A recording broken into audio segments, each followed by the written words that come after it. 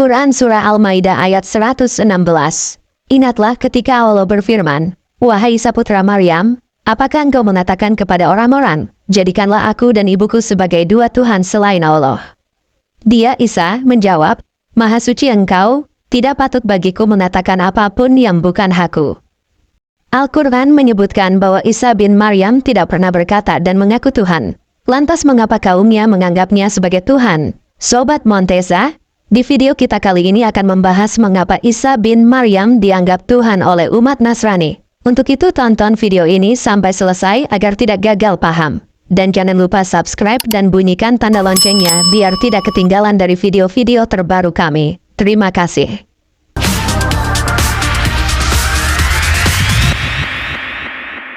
Isa putra Maryam. Beliau lahir di Bait Lam, Bethlehem, dekat Baitul Maqdis, daerah Palestina di bulan Zulhijjah.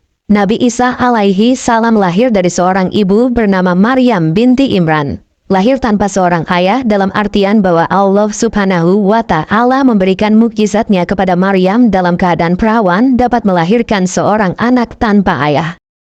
Saat masih bayi, Nabi Isa alaihi salam mampu bicara dengan lancar dan mengenalkan dirinya pada masyarakat. Berkata Isa, "Sesungguhnya aku ini hamba Allah. Dia memberiku Alkitab, Injil, dan dia menjadikan aku seorang nabi." Al-Quran Surat Maryam ayat 30. Ketika Maryam kembali kepada kaumnya setelah melahirkan Nabi Isa, mereka menuduhnya melakukan perbuatan yang tidak senonoh karena dia melahirkan tanpa suami. Untuk membela kesucian ibunya, bayi Isa yang baru lahir berbicara untuk pertama kalinya dan menjelaskan bahwa dia adalah hamba Allah dan seorang nabi yang diberikan mukjizat. Orang-orang yang menyaksikan mukjizat itu terdiam, terkejut, dan terpana. Mulut-mulut yang tadinya penuh dengan tuduhan kini tak mampu mengeluarkan sepatah kata pun. Wajah-wajah yang tadinya marah dan penuh curiga berubah menjadi pucat dan diliputi rasa takjub. Mereka tidak bisa mempercayai apa yang baru saja terjadi di depan mata mereka.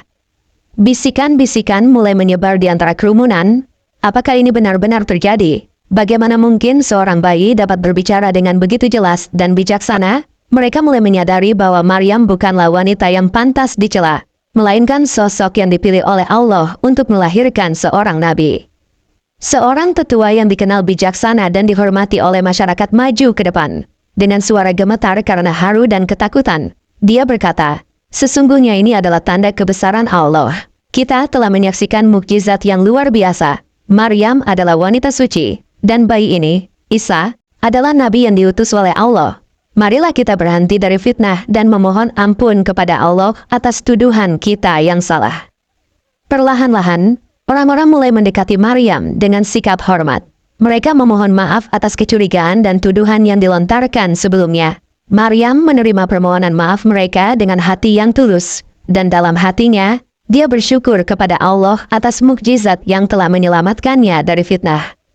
Mukjizat ini segera menyebar ke seluruh pelosok desa dan bahkan sampai ke daerah-daerah yang jauh. Cerita tentang bayi yang bisa berbicara menjadi pembicaraan di mana-mana, dan nama Maryam serta Nabi Isa dihormati dan dihargai oleh semua orang yang mendengar kisah tersebut. Mereka semua merasa telah menyaksikan salah satu tanda terbesar dari kebesaran dan kekuasaan Allah.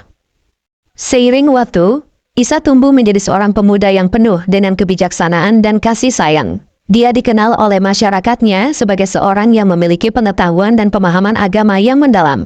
Meskipun tidak pernah belajar secara formal, Allah menganugerahinya berbagai mukjizat, seperti menyembuhkan orang buta dan penderita kusta, serta menghidupkan orang mati dengan izin Allah. Di tengah-tengah masyarakat yang penuh dengan kesesatan dan kesaliman, Isa bin Maryam diangkat oleh Allah sebagai rasul. Dia diutus untuk mengajak Bani Israel kembali kepada jalan yang benar, menyembah Allah yang Maha Esa, dan meninggalkan segala bentuk penyembahan berhala serta kedurhakaan. Isa juga datang untuk membenarkan ajaran-ajaran Taurat yang telah diselewengkan oleh sebagian kaum Bani Israel dan membawa Injil sebagai petunjuk dan cahaya bagi mereka. Dengan penuh keteguhan hati, Isa mulai berdakwah, mengajarkan ajaran-ajaran Allah dengan penuh hikmah dan kasih sayang. Dia seringkali berbicara dalam perumpamaan, agar pesan-pesannya lebih mudah dipahami oleh semua orang dari berbagai lapisan masyarakat. Namun, dakwah Isa tidak selalu diterima dengan baik. Banyak dari kaum Bani Israel yang menentangnya, termasuk para pemuka agama yang merasa terancam dengan ajaran-ajarannya yang murni dan penuh kebenaran. Meskipun menghadapi banyak rintangan dan penolakan, Isa tetap teguh dalam misinya. Dengan penuh kesabaran, dia terus menyampaikan wahyu dari Allah, memberikan petunjuk, dan menunjukkan mukjizat-mukjizat yang memperkuat kebenaran risalahnya. Isa bin Maryam menjadi simbol keteguhan iman dan keberanian dalam menghadapi segala bentuk penindasan dan ketidakadilan. Namun, keberanian dan ajaran-ajarannya yang murni mulai menimbulkan kecemasan di antara para pemuka agama Yahudi. Mereka merasa terancam oleh pengaruh Nabi Isa yang semakin besar di kalangan masyarakat. Para pemuka agama ini, yang terbiasa dengan kedudukan dan kekuasaan, melihat Nabi Isa sebagai ancaman langsung terhadap otoritas dan kenyamanan mereka. Dalam bayang-bayang ketakutan dan kecemburuan, mereka mulai merencanakan makar untuk menggantikan Nabi Isa. Mereka mengadakan pertemuan rahasia, berkonspirasi dengan para penguasa Romawi yang berkuasa saat itu. Taktik licik dan fitnah digunakan untuk menjerat Isa, menuduhnya sebagai pemberontak dan penyesat yang membahayakan kestabilan politik dan agama. Salah satu pengikut Yesus yang bernama Yudas Iskariot, tergoda oleh janji-janji kekayaan dan keuntungan, bergabung dalam konspirasi ini. Dengan bayaran 30 keping perak, Yudas mengkhianati gurunya, memberitahukan kepada para pemuka agama tempat di mana Nabi Isa biasa berdoa bersama murid-muridnya. Di malam yang sunyi, Nabi Isa bersama murid-muridnya berada di Taman Getsemani. Di tengah malam yang tenang, pasukan bersenjata datang untuk menangkapnya. Para tentara segera bergerak untuk menangkap Nabi Isa, dan suasana di Taman Getsemani menjadi tegang. Namun, di saat yang penuh ketegangan itu, mukjizat besar terjadi. Allah, dalam kebijaksanaannya, tidak membiarkan Nabi dan utusannya jatuh ke tangan para musuh. Sesaat sebelum mereka bisa menangkapnya, Nabi Isa diangkat oleh Allah ke langit, diselamatkan dari kepungan tentara Romawi dan orang-orang Yahudi yang hendak membunuhnya. Para tentara dan pemuka agama hanya bisa tertegun, karena yang mereka temukan bukanlah Nabi Isa, melainkan seseorang yang wajahnya diserupakan dengan Nabi Isa. Menurut beberapa riwayat, sosok yang tertangkap dan disalibkan adalah Yudas Iskariot sendiri, sebagai balasan atas pengkhianatannya. Orang-orang Yahudi dan tentara Romawi tidak menyadari bahwa mereka telah gagal dalam rencana jahat mereka. Mereka mengira telah menyingkirkan Nabi Isa, tetapi sesungguhnya Allah telah menyelamatkan hambanya, mengangkatnya ke hadiratnya, dan menjauhkan dari bahaya. Para murid Nabi Isa, meskipun bingung dan berduka atas kejadian tersebut, kemudian menyadari keajaiban yang telah terjadi. Mereka mengerti bahwa Nabi Isa tidak mati, melainkan diangkat oleh Allah dan akan kembali pada saat yang ditentukan. Setelah kejadian luar biasa di Taman Getsemani, di mana Nabi Isa diangkat ke langit oleh Allah, para muridnya yang setia merasa kehilangan dan kebingungan. Mereka menghadapi tantangan besar, tetapi iman mereka tetap teguh. Mereka menyadari bahwa tugas mereka belum selesai. Dalam hati mereka, ajaran-ajaran Nabi Isa tentang cinta, kasih sayang, dan ketuhanan yang esa tetap membara. Para murid mulai menyebarkan ajaran-ajaran Nabi Isa dengan penuh semangat dan dedikasi. Mereka berkumpul di berbagai tempat, mengajarkan pesan-pesan kebenaran dan keadilan yang telah diajarkan oleh Nabi Isa. Mereka menghadapi ancaman dan penganiayaan, namun tidak pernah mundur. Kekuatan iman dan kenangan akan kehadiran Nabi Isa di antara mereka memberikan keberanian yang luar biasa. Namun, seiring berjalannya waktu, muncul tantangan baru. Di antara para pengikut Nabi Isa, muncul seseorang bernama Paulus, Saulus dari Tarsus. Awalnya, Paulus adalah seorang yang keras menentang ajaran Nabi Isa dan bahkan menganiaya para pengikutnya.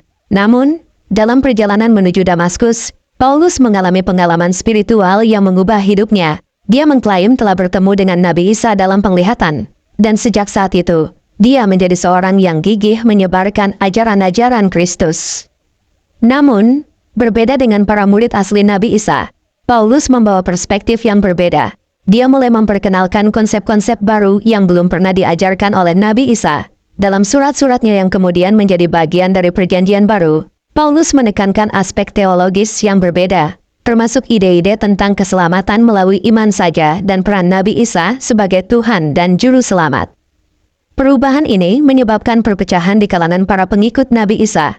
Beberapa murid asli, seperti Petrus dan Yakobus, tetap setia pada ajaran murni yang diajarkan oleh Nabi Isa, sementara yang lain mulai mengikuti ajaran Paulus. perdebatan dan perbedaan pandangan ini terus berlanjut, menciptakan berbagai sekte dan aliran dalam agama Kristen. Namun, ajaran-ajaran asli Nabi Isa tidak sepenuhnya hilang. Para murid yang setia terus mempertahankan pesan-pesan inti tentang cinta, kedamaian, dan ketuhanan yang esa. Mereka menulis dan menyebarkan Injil yang mengandung ajaran-ajaran Nabi Isa yang murni, meskipun seringkali harus menghadapi penganiayaan dan penindasan. Jadi, awal dari keyakinan umat Nabi Isa yang menganggap Nabi Isa sebagai Tuhan adalah pengaruh ajaran-ajaran dari Paulus. Meskipun di dalam Alkitab tidak pernah ada ayat yang menyebutkan perkataan Nabi Isa menyebut dirinya adalah Tuhan, mereka pengikut Paulus tetap teguh dan setia mengikuti Paulus.